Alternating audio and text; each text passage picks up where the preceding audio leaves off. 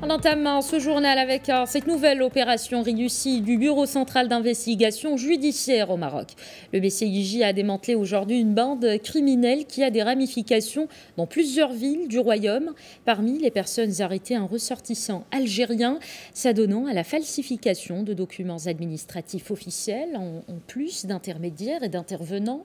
Cette bande s'active dans le domaine de la falsification des documents de voyage et de résidence et leur utilisation dans la facilitation et l'organisation des opérations d'immigration illégale. Dans le détail, les investigations préliminaires ont permis d'abord l'arrestation de 2 candidats à l'immigration illégale, à l'aéroport Mohamed V, en possession de faux documents de résidence dans un pays étranger. Cette opération a conduit à une autre arrestation de 14 autres personnes, dont une femme et un ressortissant algérien. Le BCIJ poursuit toujours ses investigations dans cette affaire pour mettre la main sur toutes les personnes soupçonnées d'implication dans ces crimes, selon le communiqué du BCIJ. Et pour un plus de précision sur cette opération, je vous propose d'écouter l'éclairage de Abdelhak Riyami, il est directeur du Bureau central d'investigation judiciaire.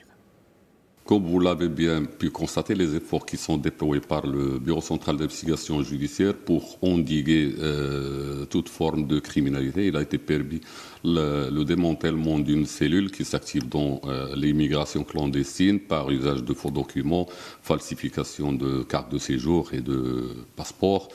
Ce qui est important dans ce réseau, c'est d'abord les moyens logistiques qui sont utilisés par ce réseau, les membres de ce réseau, bien sûr. Nous avons, au moment de l'arrestation des membres qui s'activent dans le cadre de ce réseau, nous avons découvert même des cachets des sceaux de l'État, des sceaux de représentation diplomatique accrédités ici au Maroc. Jusqu'au stade actuel de l'enquête, les personnes qui sont interpellées, ils sont au nombre de 14, dont 2 candidats qui étaient sur le point de quitter le royaume par l'aéroport de Mohamed V, un Algérien, 14 personnes, dont un Algérien et une femme qui est intermédiaire entre les candidats à l'immigration et les principaux animateurs de ce réseau. Donc les investigations se poursuivent sous, bien sûr,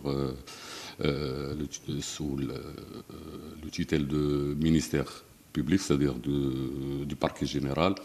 On va voir les ramifications parce que c'est un réseau qui s'activait dans plusieurs villes du royaume. On va voir ce que va donner l'enquête dans les jours qui viennent.